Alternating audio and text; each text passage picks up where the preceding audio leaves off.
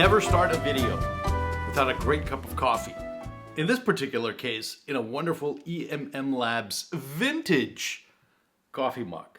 Let me tell you something. Quite extraordinary. That said, welcome to the EMM Labs Meitner YouTube channel and our first in a series of cool music video segments that you're going to find here on this channel going forward. Now, you may know me as the lovable host, Danny K, on my other YouTube channel, SonicFlare.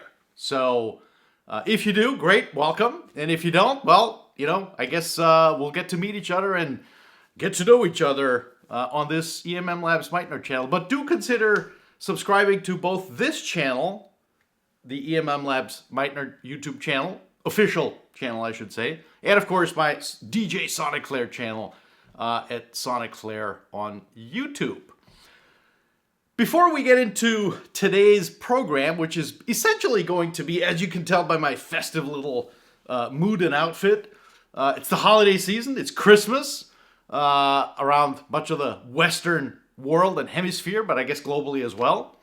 And we're going to be talking about the three most incredible record finds that I've come across in 2025. If you subscribe to our wonderful EMM Labs Meitner newsletter, which you can actually find by clicking the link in the description below, or simply by going to the EMM Labs website and clicking on the newsletter subscription section, you'll come across my music segment that is part of every newsletter that we have had over the last 8-9 months or so, just about probably throughout 2025.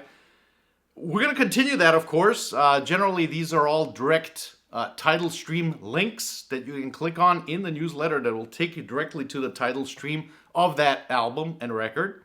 But I think we're going to spruce things up a little bit and actually offer these on YouTube as well, where I can convey more information, add the little Danny K twist to it, and all that good stuff. So, without further ado, again, the three most consequential records that I've found in 2025. Now, if you don't know me, and if, again, you haven't seen me before, I love music. I really love music. I've been exposed to music ever since I was a kid. I grew up in Austria. Music is taught, or I think it's still taught, in school, high school, all the way through. And you're just, obviously, Vienna, a musical city of the highest proportions. So you can't really escape the fact that you're surrounded by music nonstop. So maybe that had something to do with it. I have an older brother who's also big time into music, spinning vinyl and all that. So he kind of helped nurture that too. But yeah, I love music. I've over 10,000 records. I have probably 2,000 or so CDs that I've been listening to more and more lately. I have tapes, of course. What insane audiophile is not going to have tape collection? So yes, I have tapes. But yes, I love music, and I love listening to the best possible gear that I can to get the closest I can to the music that is contained on these lovely formats. So, without further ado, let's take a look and see what Uncle Santa got over the last year. First up, I'm going to start with something that is truly completely different, left field, you might say, out of my normal sort of realm. And I always love discovering and searching for new music. And so I think I was watching a video, I don't know, about 4, 5, 6 months ago, and I came across this album, Chinese Operas. And this is volume 2. They have a volume 1 as well, which is actually 2 records. This is a single record.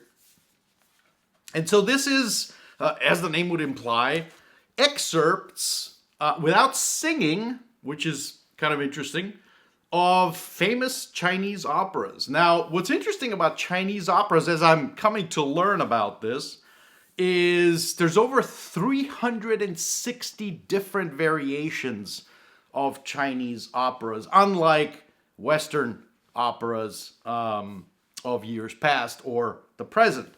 And these are, to varying degrees, you know, like any other opera, obviously, it's either a love story or a story about regret or a story about redemption. And it all kind of culminates together into this operatic, cinematic, dare I say, mode of playmanship and stuff.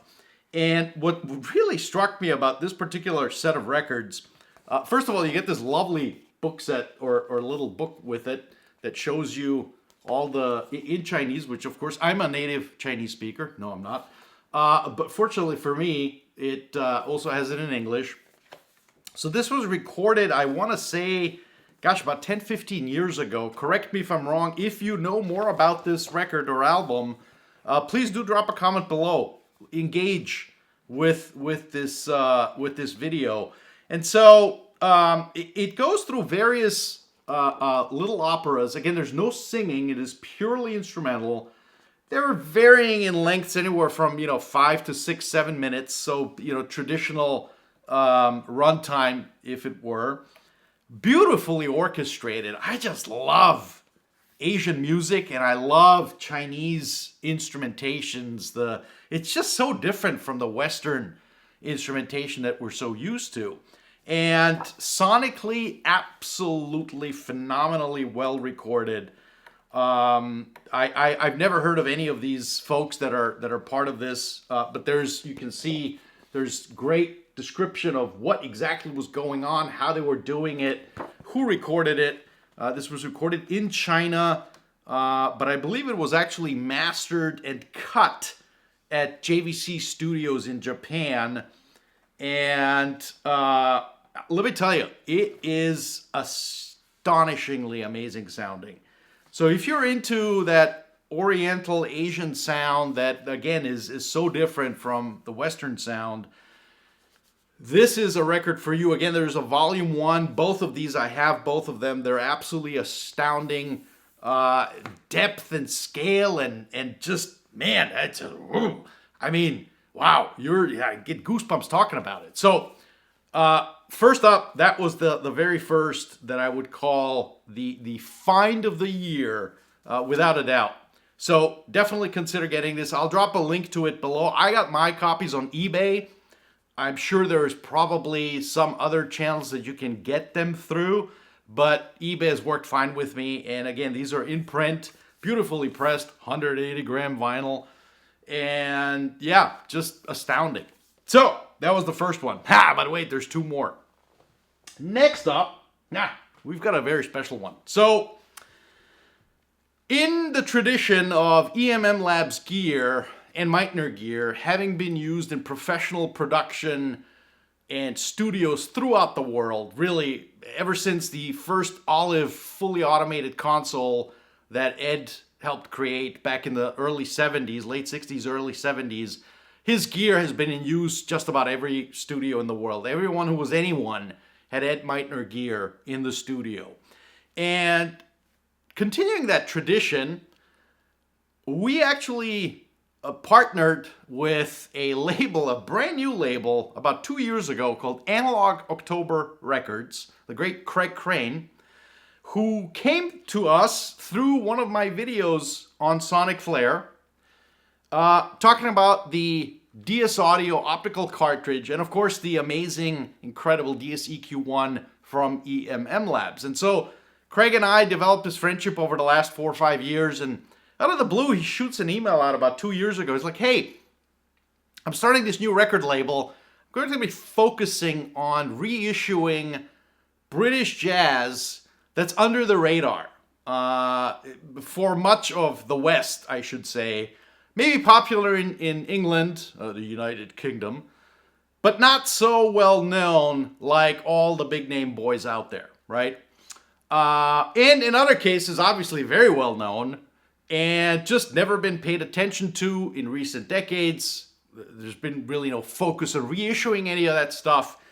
And so he's like, you know what? I am going to launch my record label, and I'm going to focus on those reissues. And so the third record that he has released that he uses a DS-EQ1 Energizer with his DS Audio optical cartridge to really find the best sounding original record, to test the test pressings for defect sound, etc.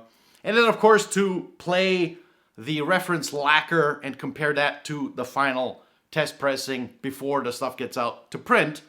And so, again, in the spirit of, leveraging EMM Labs technology in the studio world, so to speak, he's been using the DS-EQ1 and DS Audio optical cartridge to do just that. And let me tell you something. Neil Ardley, so this is record number 3, his Analog October record number 3. Neil Ardley, Kaleidoscope of Rainbows. So Neil Ardley, if you're not familiar with, was a very, very prominent British jazz composer, conductor, arranger, very similar in some ways to Gil Evans, right, on the US side, of course. And so he would arrange and conduct and compose throughout his entire life, and gained very much big popularity in the 70s, 60s, and 70s. And this is his Kaleidoscope of Rainbow album that came out in the early 70s. And Craig has done an absolutely incredible job. So this is jazz with what I call sort of the progressive jazz era of the 70s with synthesizers were beginning to come into play, different kind of instrumentation, different kind of arrangement, adding a bit of rock to it, adding a bit of pizzazz and shove to otherwise straight ahead jazz for the most part. And this is just astounding. And I'm pulling this up not because necessarily of the whole EMM Labs cooperation that we have with AOR, but really because he came out of nowhere. He owns a record shop in Britain, and obviously he's been an admirer of all the big reissue companies out there, Acoustic Sounds, Impex, Intervention Records, etc., etc. And he was like, you know what? If the big boys can do it, so can I, damn it. And I tell you, he really did. I mean, this is exquisitely made. This is, just look at the quality of this whole booklet, done from the original tape, I should say. Absolutely gorgeous packaging. You really get a ton of information. This was done by Miles Scholl at Abbey Road Studios in London, of course. Miles Scholl, the great mastering and cutting engineer over there. And, seriously, just absolutely amazing what Craig has been able to do in full cooperation. This is a fully licensed title, of course, with the Neil Ardley estate. And it comes on 2 records. It's a 2 record set. He spaced it out over 2 records to give the grooves more space to just sound better. And if you're into this sort of 70s jazz, prog jazz, this is absolutely smashing. Can't say enough about it. Enormous soundstage, enormous depth, very nicely composed, great instrumentation, and just bang up freaking phenomenal music. So this was the second for this year. And the third one, well, let's see. Since we're sort of sticking with this theme of new reissues and new people coming to the fold as opposed to all of the old reissue companies that have been out and about forever and a half, new one came to town. Saw it on Instagram, go figure. Gamout, out of the US. And this is their very first release, Pepper Adams Quintet. Of course, the great baritone saxophonist, Pepper Adams. And who else is on here? Let me see. Carl Perkins is on piano.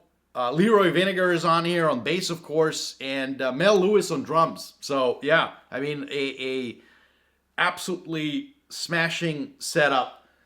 And what's even more smashing, if you can tell with my little Santa hat, is the production of this. So similar to what Craig did with AOR titles, this is just astounding. For a first reissue of a completely new reissue label, this is incredible. $50 buys you a 45 RPM stereo LP. And you get this absolutely incredibly produced booklet with it.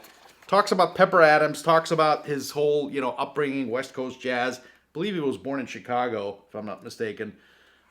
Just astounding. I mean, unbelievable.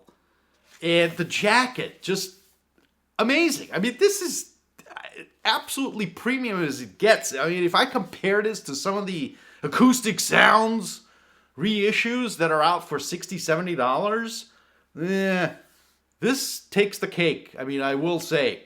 So, kudos to Gamma for doing this. Kudos to the team behind picking. And by the way, this is the great Mode Records label, right? There's so many incredible artists on this label that really hasn't seen hardly any kind of love outside of VSOP, another reissue label back in the 80s and 90s, going through that catalog and reissuing a bunch of these artists on this forgotten label, so to speak. And I think it's high time that we come back to Mode Records. There's so many incredible artists on there. I've got a bunch of records, sonically fantastic, just wonderful musicianship, great 50s era. This I think this was 55, 56 when the label came out. And they pretty much died a fairly quick death, which back then was unfortunately fairly normal for these record labels. But nonetheless, there's amazing bin of titles to get. I hope the tapes are around. This was, of course, done from the original tapes. And I'm just stoked about this. This is probably, I'm definitely keeping an eye on Gamma and what they're going to do with titles going forward. So, there you have it, folks. The 3 standout titles of music for 2025 by Danny K, DJ Danny K, SonicFlare, as you may or may not know me. Anyway, again, if you like to see this kind of content, please like and subscribe. Do please go to our newsletter section and subscribe to that at emmlabs.com, or I'll drop a link to that description, or I'll drop a link to the subscription in the drop box below. And we would love to have you as a return visiting guest on our newsletter, our website, of course, and our YouTube channel. With that in mind, thank you all for tuning in.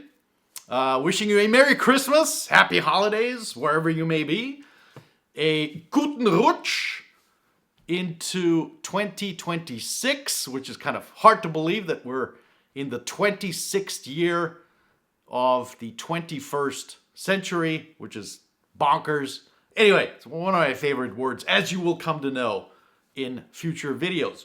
So, take care, be safe, and we will see you in the new year. Thanks for tuning in.